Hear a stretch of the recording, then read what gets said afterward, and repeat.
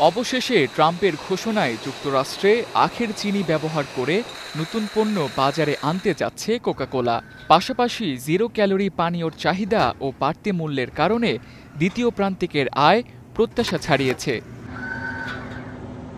আখের চিনি ব্যবহারের পদক্ষেপ এসেছে মার্কিন স্বাস্থ্যমন্ত্রী রবার্ট এফ কেনেডি জুনিয়রের মেক আমেরিকা হেলদি এগেইন ক্যাম্পেইনের অংশ হিসেবে, যেখানে খাদ্য কোম্পানিগুলোকে স্বাস্থ্যকর উপাদানের দিকে ঝুঁকতে উৎসাহ দেওয়া হচ্ছে।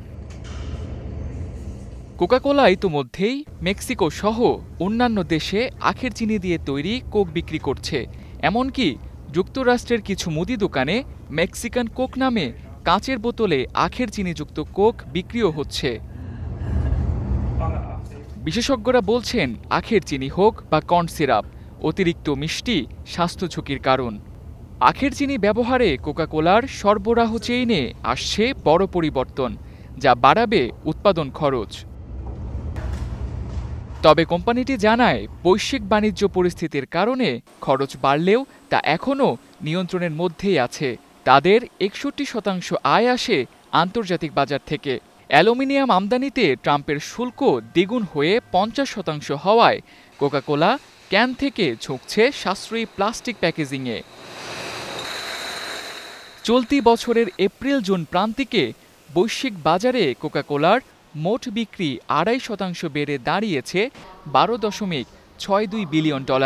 যদিও পূর্বাভাস ছিল পরিমাণ হতে পারে $১২.৫৪ বিলিয়ন। তবে দাম বাড়ায় মেক্সিকো, ভারত, এমনকি যুক্তরাষ্ট্রেও বিক্রি কমেছে ১%। চলতি বছরের দ্বিতীয় প্রান্তিকে কোকা-কোলার গড় মূল্য ৬% বেড়েছে, যার প্রভাব পড়েছে এসব দেশের বিক্রিতে। মার্কিন বাজারে আখের চিনিযুক্ত কোকা-কোলার দাম কত হবে তা এখনও নির্ধারণ করেনি কোকা-কোলা কর্তৃপক্ষ।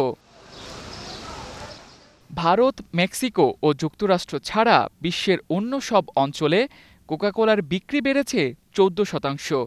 খরচ বাদ দিয়ে কোম্পানিটির শেয়ার প্রতি আয় করেছে ৮৭ সেন্ট। তবুও শেয়ার বাজারের শুরুর লেনদেনে কোকা-কোলার শেয়ারের দাম ১% কমে দাঁড়িয়েছে $৬৯.৪২ মার্কিন ডলার।